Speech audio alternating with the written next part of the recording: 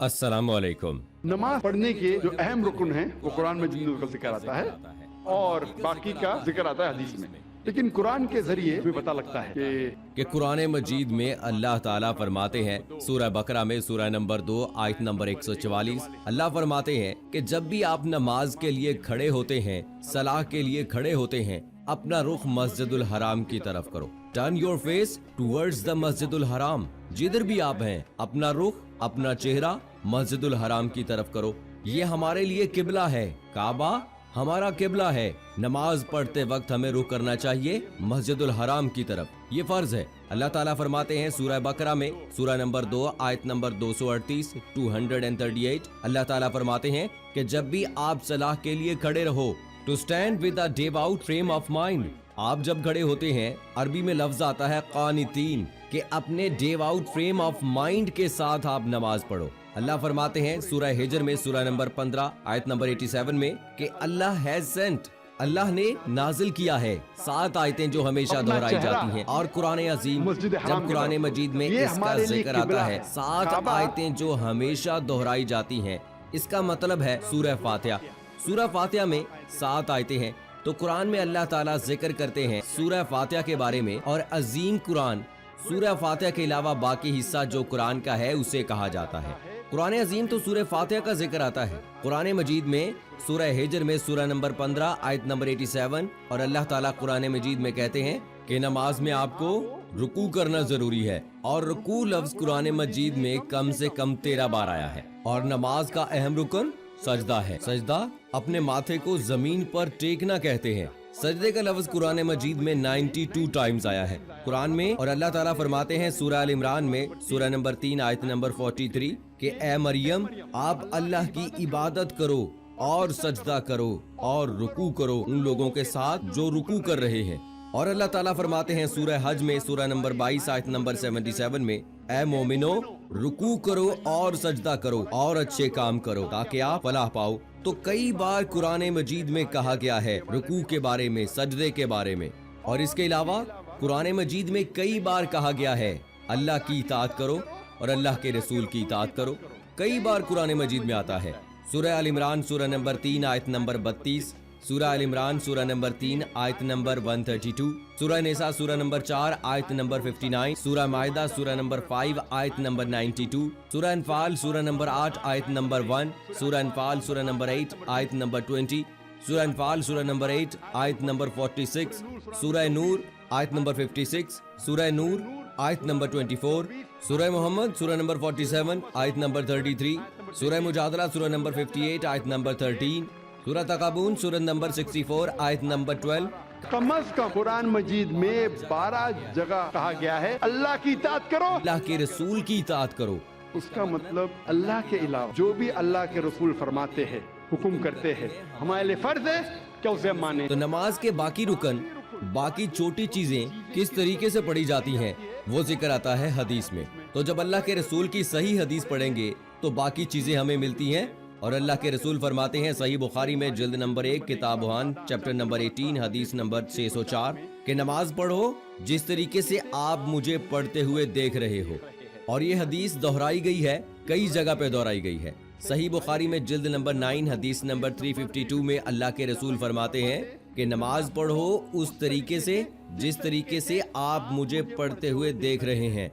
तो बाकी चीजें जो नमाज के बारे में हमें मिलती हैं अल्लाह के रसूल की सही हदीसों में। अल्लाह फरमाते हैं सूरह ज़ारियात में सूरह नंबर 51 आयत नंबर 56, अल्लाह सुब्हाना व तआला ने जिन और इंसान को इसीलिए बनाया है ताकि वो अल्लाह की इबादत करें। अल्लाह ने जिन और इंसान को सिर्फ और सिर्फ इसीलिए बनाया ताकि वो अल्लाह की इबादत करें। ये लफ्ज इबादत आता है अरबी लफ्ज में अबद से, जिसके मानी है बंदा, बंदगी। और सारे इंसान अल्लाह के बंदे हैं। हम पर फर्ज है हमारे खालिक, हमारे रब अल्लाह सुब्हाना व तआला की इबादत करें। कई मुसलमानों को गलत फहमी है कि नमाज ही सिर्फ अल्लाह की इबादत है। सलाह अल्लाह की एक अहम इबादत है, सबसे बेहतरीन। लेकिन सिर्फ नमाज इबादत नहीं है। इबादत के मानी अबद, बंदगी, अल्लाह का कहना मानना। जब हम अल्लाह का हुक्म मानते हैं तो हम अल्लाह की इबादत कर रहे हैं। अल्लाह जिस चीज से हमें रोकता है हम उस चीज से परहेज करते हैं, हम अल्लाह की इबादत कर रहे हैं। लेकिन सबसे बेहतरीन इबादत है नमाज। और जो इंसान नमाज नहीं पढ़ता है, नमाज नहीं पढ़ने के कई नुकसानात हैं। जो इंसान नमाज नहीं पढ़ता उसका ईमान कमजोर होता है। हो सकता है कि वो अपना ईमान भी गंवाए। इंसान सोचने लगता है कि मेरे पास पैसा है, मेरे पास दौलत है, ऐश है, आराम है, अल्लाह से दूर हो जाता है। नमाज नहीं पढ़ता और दूर हो जाता है। नमाज ना पढ़ने से आपकी जिंदगी में डिसिप्लिन नहीं आता। हो सकता है कोई शख्स मुझसे पूछेगा, मैं कई लोग को जानता हूँ जो सलाह नहीं पढ़ते लेकिन एकदम पाबंद है, अपॉइंटमेंट के पाबंद है, डिसिप्लिन है। मैं जानता हूँ कई मुसलमान जो नमाज नहीं पढ़ते लेकिन डिसिप्लिन है। कई गैर मुसलमान हैं जो नमाज नहीं पढ़ते लेकिन डिसिप्लिन है। अपॉइंटमेंट देंगे बराबर उस वक्त पे मौजूद रहेंगे। इस डिसिप्लिन का जिक्र ही नहीं कर रहा मैं तो आला दर्जे के डिसिप्लिन की बात कर रहा हूँ। ये तो नीचे दर्जे का डिसिप्लिन है। और आप कभी देखेंगे अपॉइंटमेंट के बारे में, अगर कोई शख्स अपने मुलाजिम को अपॉइंटमेंट दे रहा है तो अक्सर वो अगर अपॉइंटमेंट की पाबंदी नहीं करेगा उसे कोई फर्क नहीं पड़ता। मेरा मुलाजिम है, मैं आधा घंटा लेट जाऊं ये क्या फर्क पड़ता है, क्योंकि वो इससे नीचा है। अपॉइंटमेंट दे 10 बजे की, आप पहुंचे 10:15, 10:30, चाहे 11 बजे पहुंचे या ना भी पहुंचे, मुलाजिम है, कोई फर्क नहीं पड़ता। अगर आप अपने बिजनेस पार्टनर से अपॉइंटमेंट ले रहे हैं, आप कोशिश करेंगे टाइम पर पहुंचेंगे कि मेरे बिजनेस पार्टनर को तकलीफ नहीं होनी चाहिए। अपॉइंटमेंट के मुताबिक पहुंचेंगे। जिसको समझते हैं बहुत मशहूर है और इज्जत वाला है, अगर आप मिनिस्टर की अपॉइंटमेंट लेंगे तो क्या करेंगे, 10 मिनट टाइम से पहले पहुंचेंगे, आधा घंटा पहले पहुंचेंगे। अगर वजीर आजम को अपॉइंटमेंट लेंगे आप डरेंगे कि अपॉइंटमेंट छूट ना जाए, आप आधा घंटा या घंटा पहले पहुंचेंगे। ये इंसान की फितरत है जो आपके नीचे है, इसकी आप कदर नहीं करते। जो बराबर है उसकी कदर करते हैं, जो मशहूर है उसकी और ज्यादा इज्जत करते हैं। इस लिहाज से अगर मान लो ये चीज सही है, मान लो ये अपॉइंटमेंट का तरीका सही है कि अगर टक्कर का है तो मैं टाइम पे जाऊं, ज्यादा ऊंचा है तो और एहतियात रखो। जब आपका अपॉइंटमेंट रब के साथ है तो कितनी पाबंदी आपको करनी चाहिए, और रब का मुकाबला मखलूक से कर ही नहीं सकते। अगर वजीर को मिलने के लिए इतनी पाबंदी कर रहे हैं तो अपने रब को मिलने के लिए कितनी पाबंदी करनी चाहिए। रब का मुकाबला वजीर से हो ही नहीं सकता। वलम यकुल्लाहु कुफुवन अहद, इसके जैसा कोई नहीं है। तो मैं इस अपॉइंटमेंट की बात कर रहा हूँ, ऊंचे दर्जे की। अगर नमाज से दूर रहेंगे तो आपकी जिंदगी में डिसिप्लिन आएगा ही नहीं। जब वजीर आपकी थोड़ी फेवर करता है तो आप हिल जाते हैं कि इसके लिए कुछ भी करने को तैयार हो जाते हैं। हमारा खालिक, उसने हमें जिंदगी दी है, आपको जिंदगी दी है, हमें इतनी नियामत दी है, हम कितना शुक्र अदा करते हैं। और जो सबसे बेहतरीन नियामत है वो तो हम कभी सोचते भी नहीं। मैं आपसे पूछना चाहता हूँ कि सबसे बेहतरीन नियामत क्या है जो जरूरी है आपके लिए जीने के लिए, क्या है? हवा? शायद पहले तकरीर सुन चुके हैं। मैं पूछना चाहता हूँ कितने लोग हमारे खालिक का शुक्रिया अदा करते हैं कि हवा जो हमें चंद मिनटों के लिए नहीं मिलेगी तो हम मर जाएंगे। चंद मिनटों के लिए हवा नहीं मिलेगी तो हम बोलते हैं या रब तेरा शुक्र, ये तूने घर दिया, आपने हमें गाड़ी दी। कितने लोग शुक्रिया अदा करते हैं। पानी के लिए कितने लोग शुक्रिया अदा करते हैं। हवा के लिए, ये जीने के लिए जरूरी है। जब मैंने मेरे बच्चों से कंपटीशन लगाई कि सबसे ज्यादा आप क्या शुक्र अदा करेंगे अल्लाह का, तो एक से बढ़कर एक जवाब था। मेरी छोटी बेटी रुजदा ने कहा सबसे बेहतरीन मैं शुक्रिया अदा करूंगी अल्लाह ने हमें ईमान दिया। माशाअल्लाह, ये हवा से भी बेहतर है।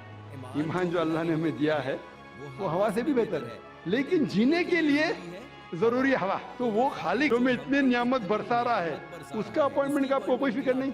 दुनिया के काम तो चलते रहते हैं। अल्लाह ने जो हमें तौर तरीके बताए हैं कामयाबी के, उन पर अमल करें। अगर जिंदगी में और आखिरत में कामयाबी चाहते हैं तो नमाज की पाबंदी करें, अल्लाह ताला की इबादत करें, अल्लाह ताला की और उसके रसूल की इताअत करें। कामयाबी इस दुनिया में भी और आखिरत में भी सिर्फ इसी में है। तो अल्लाह से दुआ है कि अल्लाह हमें 5 वक्त की नमाज पढ़ने की तौफीक अता फरमाए। अल्लाह अपने और रसूल अकरम सल्लल्लाहु अलैहि वसल्लम के बताए हुए तरीकों के मुताबिक जिंदगी गुजारने की तौफीक अता फरमाए। आमीन सुम्मा आमीन।